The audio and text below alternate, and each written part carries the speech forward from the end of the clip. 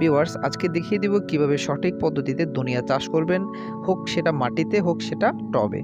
তো আজকের ভিডিওতে দেখানো হবে সম্পূর্ণভাবে বিস্তারিত ধনিয়া চাষের পদ্ধতি নিয়ে। সো ভিডিওটি না টেনে শেষ পর্যন্ত দেখতে থাকুন এবং কিভাবে প্রথম দিন থেকে আপনার ধনিয়া পাতা ওঠা পর্যন্ত কিভাবে আমরা চাষ করেছি তা আজকের ভিডিওতে দেখিয়ে দেওয়া হবে। চলুন তাহলে ভিডিওটি শুরু করা যাক। ভিউয়ার্স ধনিয়া চাষ করার জন্য অবশ্যই আপনাকে একটি হাইব্রিড জাতের ধনিয়া সংগ্রহ করতে হবে। এখানে দেখতে পারতেছেন আমরা যে ধনিয়াগুলো নিয়েছি এগুলো সম্পূর্ণরূপের হাইব্রিড জাত। এই ধনিয়াগুলো যখন আমরা বাজার থেকে নিয়ে এসেছি এরপর আমরা 12 ঘন্টা পানিতে ভিজিয়ে রেখেছি। আপনারা দেখতে পাচ্ছেন এখানে আমরা পানিতে ভিজিয়ে রাখতেছি, কারণ এই জন্যই যে ধনিয়াগুলো যখন আমরা প্রয়োগ করব মাটিতে তখন এর অঙ্কুরোদ্গম হারটা 99% বেড়ে যায়। সো আপনারা চেষ্টা করবেন ধনিয়াগুলো যখন সংগ্রহ করবেন তখন আপনারা সাথে সাথে রোপণ করার মিনিমাম 24 ঘন্টাকে আপনারা ভিজিয়ে রাখার চেষ্টা করবেন। চলুন দেখিয়ে দিই কীভাবে আপনারা সঠিক পদ্ধতিতে ধনিয়া প্রয়োগ করবেন বা চাষ করবেন। ধনিয়াগুলা ভিজানোর 12 ঘন্টা পর আমরা পানি সরিয়ে রেখেছি। আপনারা দেখতে পাচ্ছেন ঠিক এভাবে আপনারা পানিটা সরিয়ে নেবেন এবং সরিয়ে নেওয়ার পরে আপনাদের যে কাজটি করতে হবে সেই কাজটি হলো ধনিয়া বীজগুলাতে কিছু পরিমাণ ছাই আমরা এখানে মিক্স করব। আসলে ছাইটা কেন মিক্স করব? ছাইটা মিক্স করার একটি উদ্দেশ্য, সেটি হলো ধনিয়ার যে বীজগুলা এই বীজগুলোর ভিতর যদি কোনো বিন্দু পরিমাণে ছত্রাক থাকে বা কোনো ছত্রাকনাশক থাকে তা অবশ্যই এই ছাইটা ধ্বংস করে দিতে সক্ষম।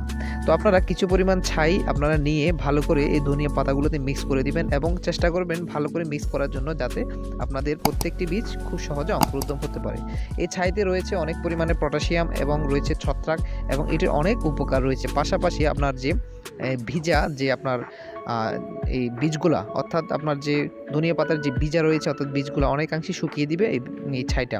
তো অনেক উপকার আসে এই ছাইটা। তো আপনারা চাইলে এভাবে খুব সুন্দরভাবে ছাইটা মিক্স করার পর আপনারা ধনিয়া পাতারও ঝুরঝুরে হয়ে যাবে এবং পাশাপাশি আপনারা খুব সহজে আপনারা মাটিতে হোক বা আপনাদের টবে হোক খুব সুন্দরভাবে আপনারা প্রয়োগ করতে পারবেন।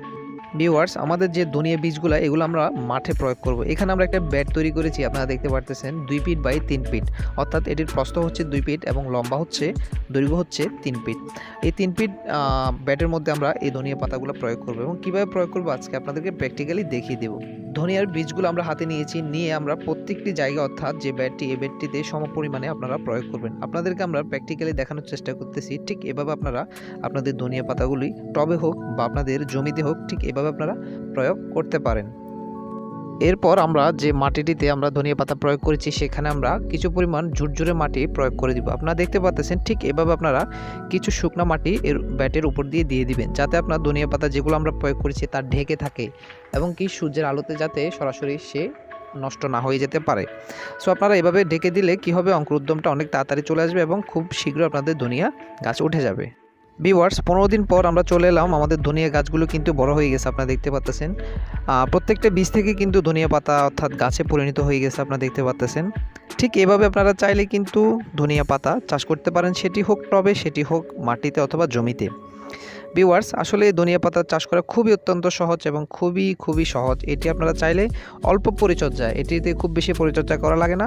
জাস্ট আপনারা প্রয়োগ করবেন মাটিতে এবং কিছু পরিমাণ হালকা মাঝে মধ্যে পানি প্রয়োগ করলে আপনাদের ধনিয়া চাষগুলি অর্থাৎ ধনিয়া বীজ থেকে ধনিয়া পাতা পরিণত হবে এবং খুবই অল্প সময়ে এটি আপনার গাছটি অল্প সময় অনেক বড় হয়ে যায়। তো আপনারা চাইলে এভাবে ধনিয়া পাতা চাষ করতে পারেন। তো আজকের ভিডিওটি যদি আপনাদের একটু হলেও ভালো লাগে বাংলা চ্যানেলটি সাবস্ক্রাইব করে রাখবেন এবং পাশে থাকা বেল আইকনটি অন করে রাখবেন নেক্সট আপডেট পাওয়ার জন্য। অবশ্যই একটি লাইক করে দিবেন আর কিসের উপর পরবর্তীতে ভিডিও দেখতে চান অবশ্যই কমেন্টে জানাবেন। তো সকলে ভালো থাকবেন, সুস্থ থাকবেন, আল্লাহ হাফেজ।